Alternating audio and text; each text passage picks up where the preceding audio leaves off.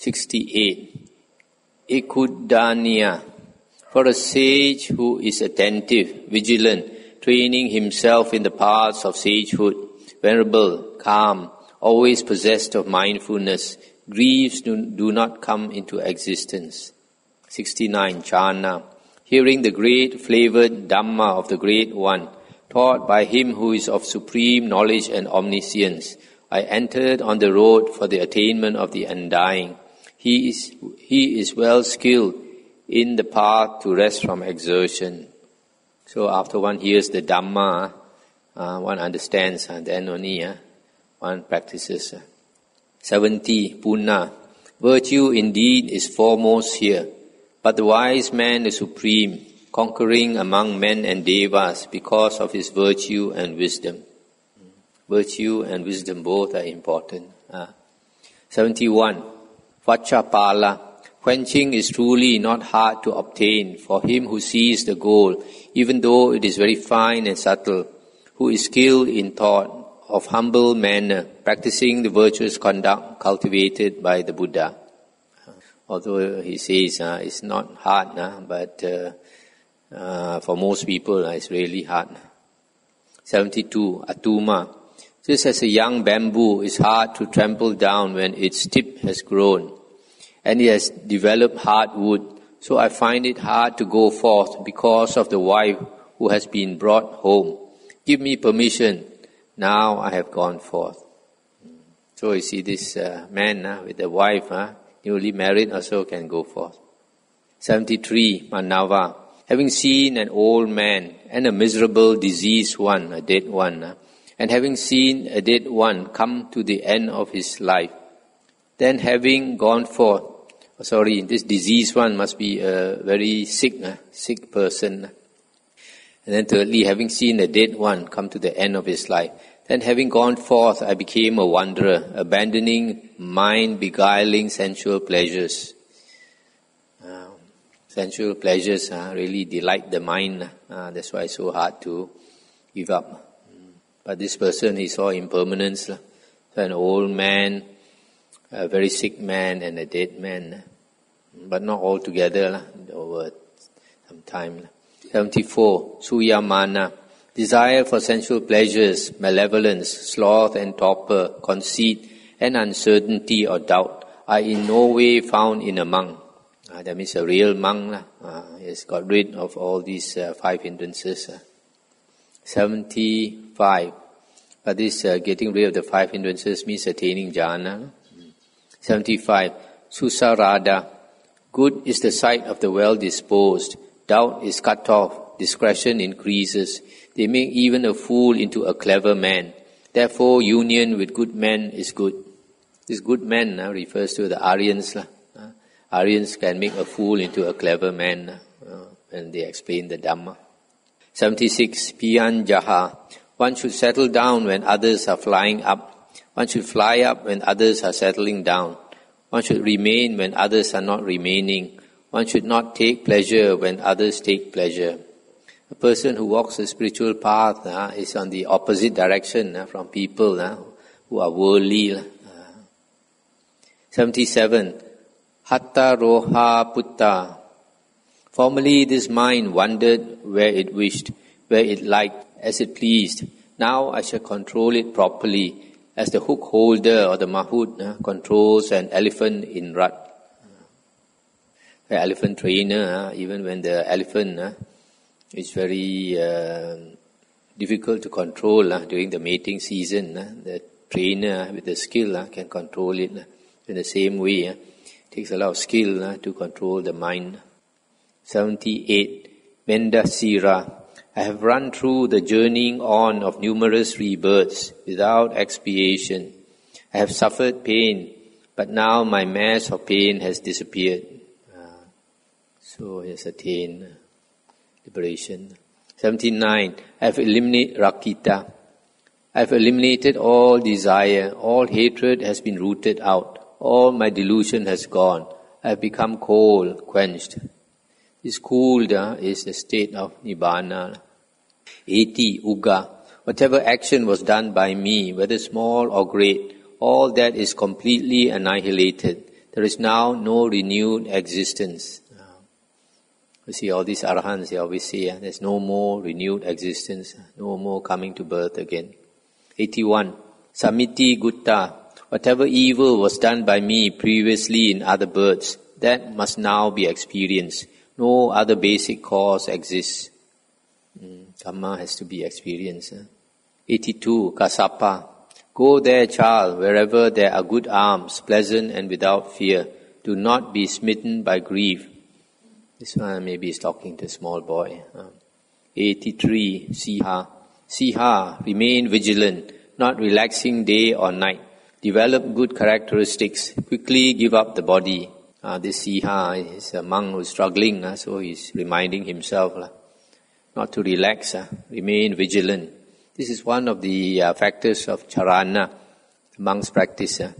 Jagarya no yoga, devotion to wakefulness, trying to remain awake even at night. 84. Nita. Sleeping all night, delighting in company by day. When indeed will the fool put an end to pain?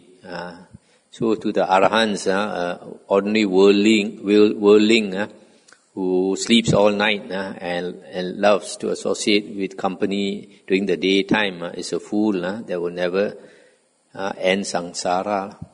85. Sunaga. One who is well skilled in grasping mental images, knowing the sweetness of solitude, meditating, zealous, mindful, should attain to spiritual happiness. 86. Nagita. Outside this teaching, the road of the many who profess another doctrine does not lead to quenching as this one does. So indeed, the blessed teacher instructs the Sangha himself, truly showing the palms of his hands. Showing the palms of his hands, that means open up his hands, reveals everything. The Buddha always says that he doesn't hide anything. He has revealed everything to his disciples. In the Digha Nikaya Mahaparinibbana Sutta, the Buddha says he does not have the clenched fist of a teacher. Clenched fist of a teacher means holding back something, just like those Kung Fu masters in China. They teach you 90%, they hold back 10%. So the Buddha says he does not hold back anything. Open up his hands totally. 87. Pavita. The elements of existence are seen as they are. All existences are torn asunder. Journeying on from rebirth to rebirth is completely annihilated. There is now no renewed existence. Another one says, no more coming back. 88. Arjuna. Truly I was able to draw myself from the water to dry land. As if being borne along on a great flood, I comprehended the truths. So he went from the flood to dry land, and that refers to the Arahant standing on safe dry land. 89. Deva Sabha. The muds and the mires are crossed, the chasms are avoided. I am released from flood and tide. All conceits are exterminated. This conceit is the ego, the self, that's eliminated, so it's attained liberation. 90. Samidatta. The 5 elements of existence, being known, stand with root cut off. Journeying on from rebirth to rebirth is completely annihilated. There is now no renewed existence. These 5 elements should be the 5 aggregates of existence. So they stand, but the root is cut off already. They will not grow again. These 5 body, feeling, perception, volition and consciousness, which is basically body and mind. So the body and mind, the root has been cut off already. It will not grow again. 91. Paripunaka. Pure food with 100 flavors is not so well thought of as is that which I enjoy today. The Dhamma taught by Gautama the Buddha, whose vision is unlimited. So a person who appreciates the Dhamma, when he listens to the Dhamma, he's so happy. The flavor of the Dhamma is much better than pure food with 100 flavors. 92. Vijaya. He whose asavas are completely annihilated and who is not interested in food, whose field of action is empty and signless release, his track is hard to find, like that of birds in the air. An arahant has no more self, so you cannot trace him when he goes off into nibbana. No trace of him at all. 93. Eraka. Painful are sensual pleasures, eraka. Not happy are sensual pleasures, eraka. He who loves sensual pleasures loves pain, eraka. He who does not love sensual pleasures does not love pain, eraka. So this eraka, he must be practicing, he must be tormented by all the sensual thoughts disturbing him. So he's reminding himself, all these are source of suffering. Don't let go, don't cling to it, don't think of it. 94. Mataji. Homage to the blessed, glorious member of the Sakyan clan. He taught well this foremost Dhamma when he had attained to the foremost state. 95. Chakupala. I am blind, with eyes destroyed. I have entered this wilderness road. Even though I am prostrate, I shall go on, but not with an evil companion. So this monk, there's a story, I think in the Dhammapada commentary. This monk, he practiced very hard without sleeping.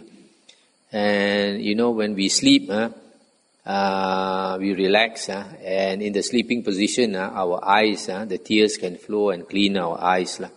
But if a monk stays up in the upright position, he does not rest, the tears don't flow to clean the eyes.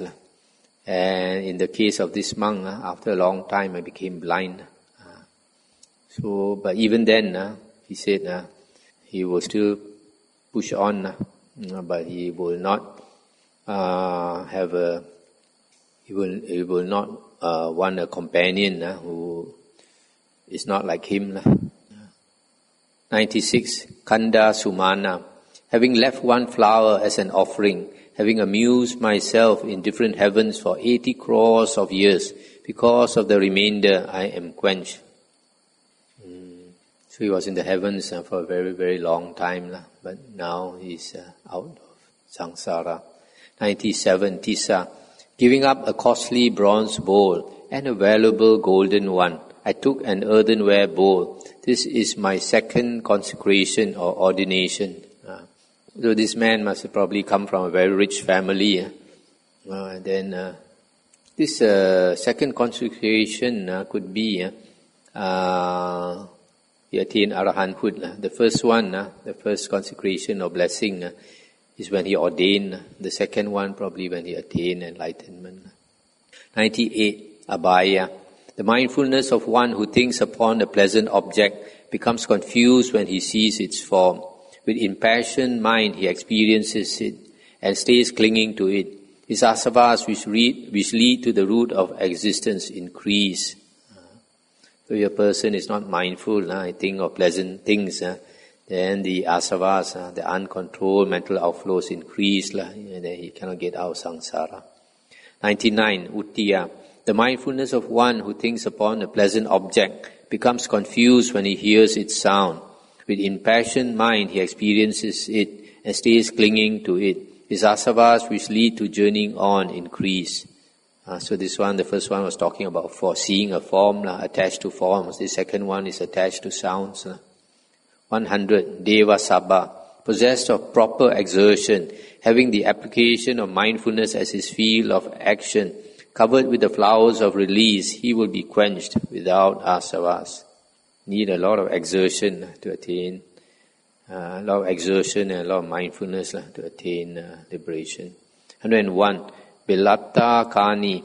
Giving up the householder state, having no firm convictions in his mind, like a great hawk fed on grain, using its snout as a plough, gluttonous, inactive, the fool comes to the womb again and again. So he is saying if a person becomes a monk, but has no strong determination and is greedy for good food and lazy and all that, he'll take rebirth again and again. 102. Satucha.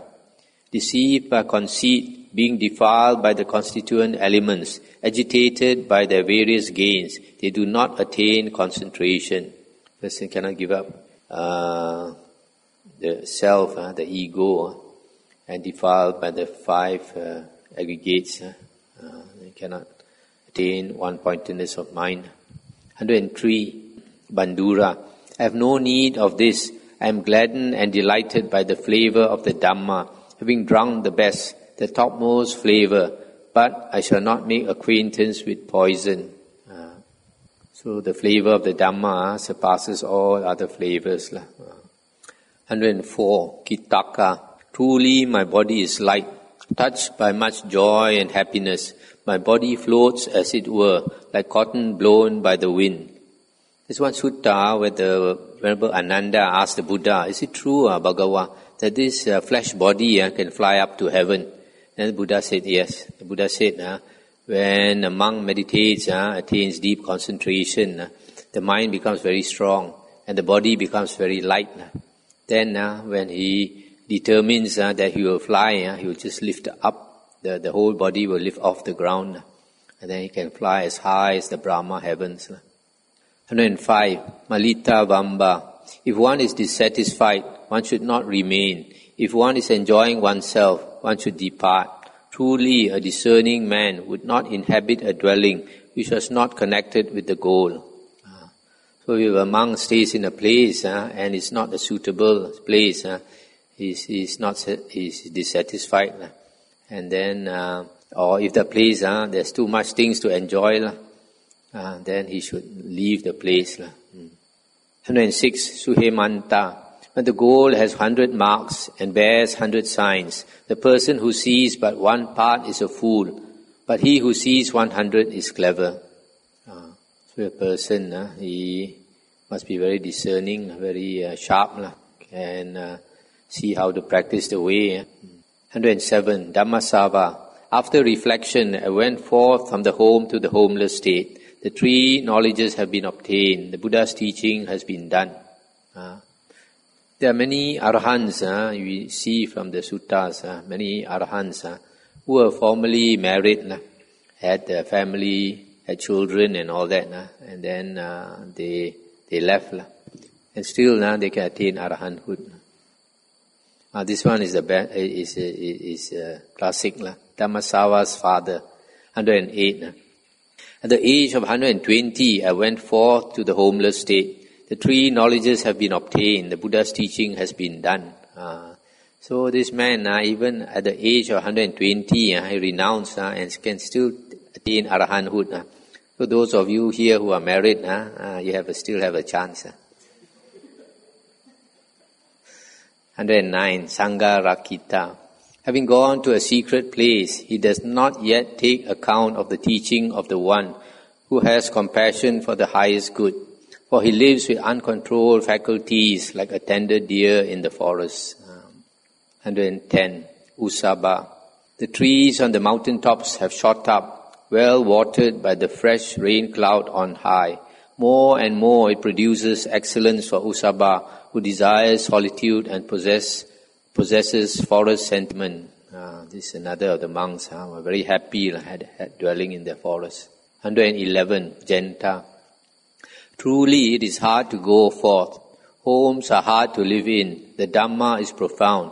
Wealth is hard to obtain. Sustenance of life is difficult for us with whatever comes our way. It is fitting to think continuously of impermanence. 112. Vachagota. I possess the triple knowledge. I am a great meditator, skilled in the calming of the mind. I have obtained the true goal. The Buddha's teaching has been done. 113. Vana Vacha. With clear water and wide cracks, haunted by monkeys and deer, covered with oozing moss, those rocks delight me. 114. Adimutta. Whence will perfection as an ascetic come for one who is heavy with grossness of body and greedy for bodily happiness while life is fading away? So if an ascetic is too fat, heavy with grossness of body, and greedy for bodily happiness, greedy for bodily pleasures, then he will never come to perfection. 115. Mahanama. You are found wanting by the mountain with its many shrubs and trees, the famous Mount Nesadaka with its covering. 116. Parapariya. Giving up the 6 organs of contact, with sense doors guarded, well restrained, having rejected the root of misery, I have attained the annihilation of the asavas. 117. Yasa. Well anointed, well dressed, adorned with all my ornaments, I attained the 3 knowledges. The Buddha's teaching has been done. This is well anointed, well dressed, adorned with the ornaments. It probably does not refer to the clothes and all that, but his ornaments probably refers to his the 4 satipatthana, the 4 right efforts, the 4 iddhipada, the 5 bala, 5 powers, 7 bojjhanga, etc. 118. Gimbila. Old age falls upon one as though ordered. The shape, although the same, is as though different. I remember my own self as though of another, although I am the same, not having been away. As we age, we look different. 119. Vajjiputta. Having approached a thicket at the foot of a tree, having put quenching in the heart, meditate, Gotama, do not be indolent. What good will all this halabalu do you? This one, I think, when he says Gotama, he means he's a son of Gotama, Sakyaputta. This one, I think, is this monk, he's in the forest and trying hard to meditate. And then the village there, there's a celebration in the village, maybe Hari Raya or something. And they are making all the music and all the enticing sounds disturbing him. So he's reminding himself not to be pulled away by all the nice music, but to meditate hard. It's very distracting, if you are trying to meditate in a cave or in the forest and all these sounds in the distance, reminding you of your days when you were also jolly. 120. Isiddhata. The 5 elements of existence, being known, stand with root cut off. I have obtained the annihilation of pain. I have attained the annihilation of the asavas. These 5 elements of existence refers to the 5 aggregates, body, feeling, perception, volition and consciousness. They still stand, but the root has been cut off. Shall we stop here? We can, for the sutta, then we can have a discussion.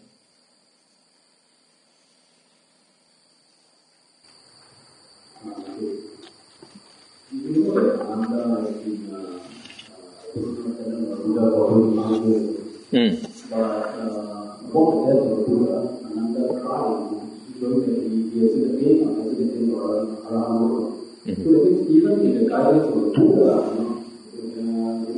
another took more than 25 years to But Ananda, because he listened to the Dhamma, he was already a Sotapanna. So you see some monks, because they have a lot of duties to do, so they delay their attainment of arahanthood. In the case of Ananda, it was difficult for him to practice because he was serving the Buddha for so long, always ready to serve the Buddha. So the Buddha appreciated him very much. So when the Buddha was about to pass away, he went one side and wept. And the Buddha called him, and then in front of all the Sangha, the Buddha praised him. But still, because of his good merit, after the Buddha passed away, he practiced, in a short time he became an Arahant. So this meritorious, this good deeds, like what Ananda did, is very helpful. Very helpful. If a monk does things like this, serving the preceptor, helping the monastery, do all the monastery work and all that, then later, when he practices, the memory of all what he has done will give him a lot of happiness. And the Buddha says the condition for attaining of concentration is a happy mind. Mind got to be happy. But if a person is very selfish, only wants to strive for enlightenment and refuse to do this and refuse to do that, it doesn't have that happiness inside. It's difficult. I think the condition for meditation is sila and right view. Is this right view? What sort of right view? Is it the worldly right view or No, Aryan right view. Aryan right view refers to the understanding of the Dhamma, basically the Four Noble Truths. When you understand the Dhamma, the Buddha says, when you attain right view, Aryan right view, you are already an Arya. First path attained.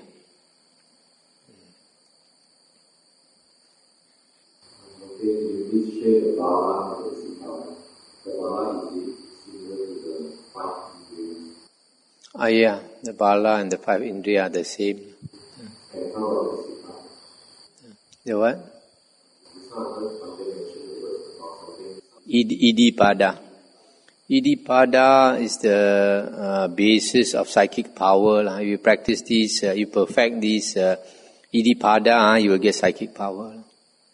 And all this is explained in great detail in the Samyutta Nikaya talks. You go and listen to the Samyutta Nikaya talks. Last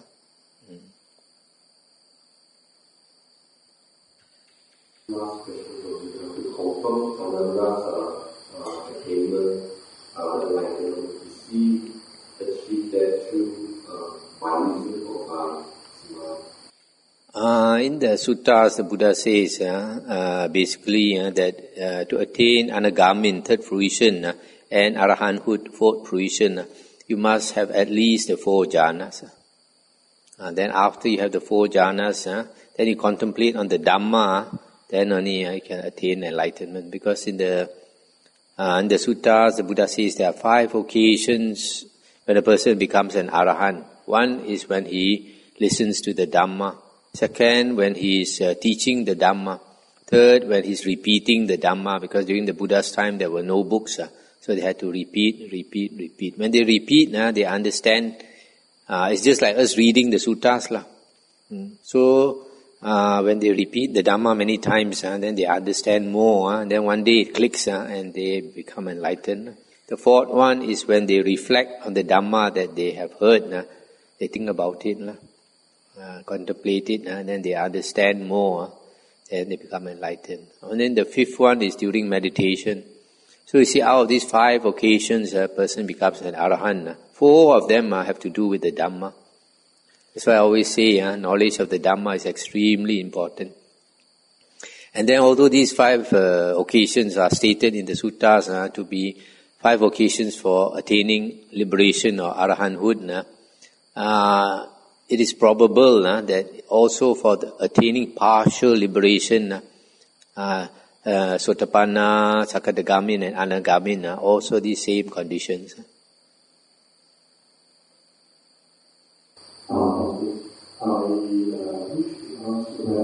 Those verses from Theragatha, the verses spoke by the Arahant monks and nuns on just taking Arahanthood so as to fall the idea of Arahanthood, or these verses spoken by Arahants after they fall the Arahanthood.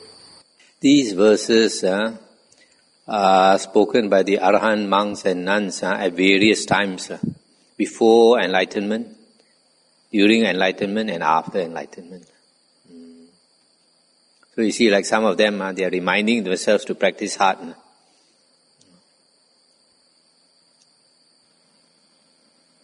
Later you see that some of them, like in the verse 127, my hut was made of 3 palm leaves on the bank of the Ganges.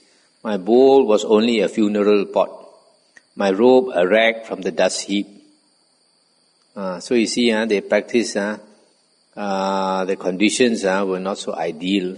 They had a lot of suffering. But sometimes in those circumstances, it's also good. Nowadays, we have too much comfort. When you have too much comfort, then you become lazy. When you have suffering, in fact, suffering is a very, very good teacher. Only when we have suffering, then we have the incentive to practice. If there's no suffering, we will not want to practice. That's why Devas and Devis in heaven, they don't want to practice. Life is too good.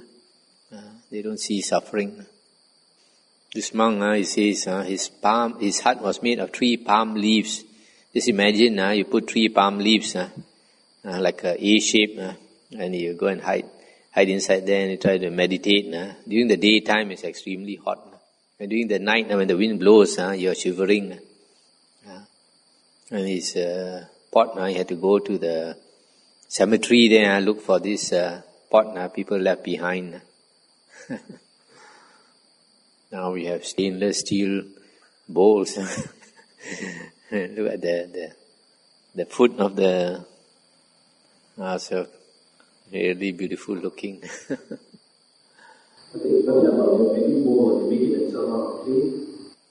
Yeah, there were 2 types of bowl during the Buddha's time: clay bowls and iron bowls. The iron bowls can rust one, not like our stainless steel. And sometimes got hole because of the rust, got hole. And the Buddha says must have 5 holes before you can change your.